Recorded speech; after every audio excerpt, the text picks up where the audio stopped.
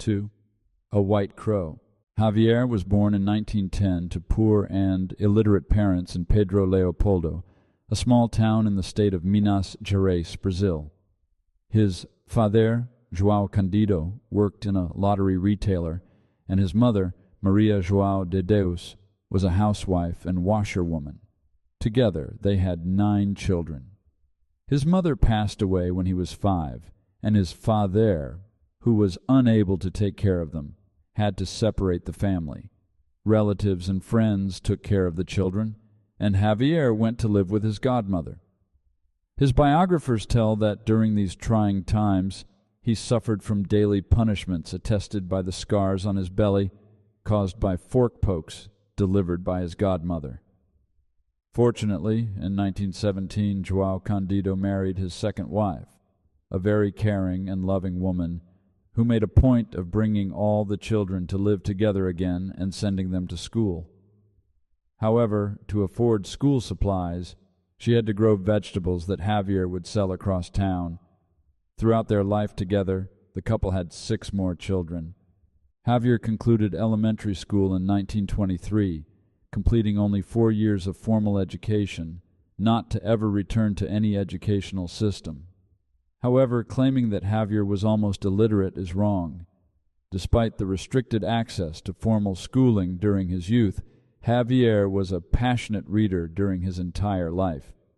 His limited access to written materials occurred because of poverty and long work sessions.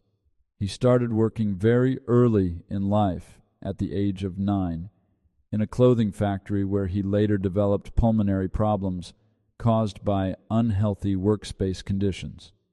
He worked 10 hours a day after school from 3 p.m. to 1 a.m. When employed as a dishwasher, he would work 13 hours a day from 7 a.m. to 8 p.m. At 15 years old, he started working as a clerk in a small grocery store, working similar hours for the next 10 years. Then, in 1933, he started working at the Ministry of Agriculture until his retirement in 1961 from an eye illness. Javier had no wives or girlfriends. With a calming voice, humble manners, and jolly speech, he dedicated his entire life to work, religious activities, and charity. His literary production, one of his primary life purposes, was astonishing. After publishing his first book in 1932, at the age of 22, Javier wrote incessantly. The first 40 books were issued at a pace of 2 per year.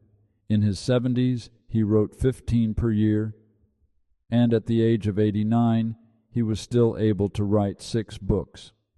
Claiming only to be an instrument for deceased authors, he never accepted the copyright of any work and donated all the revenue from the sales to charities. Around 2,000 charity institutions were helped with the copyrights from his books and his charity campaigns, besides the millions of people who were comforted by his words. Although living a very modest life on the small salary from his job, his intense performance as a medium and religious leader for more than 70 years made him one of the most popular personalities in Brazil. In 1971, when invited to participate in a TV show interview, the broadcast system saw one of the highest audience numbers of a show in Brazil to date. 75% of the televisions were transmitting his words. 3/4 of the viewers stopped to watch the timid countryman answering interesting and provocative questions about the most diverse topics with admirable respect and politeness.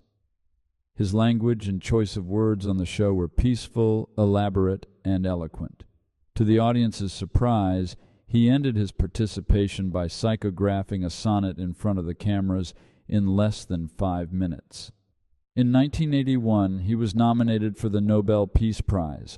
When he died on June 30, 2002, the governor of Minas Gerais, Itamar Franco, declared official mourning for 3 days.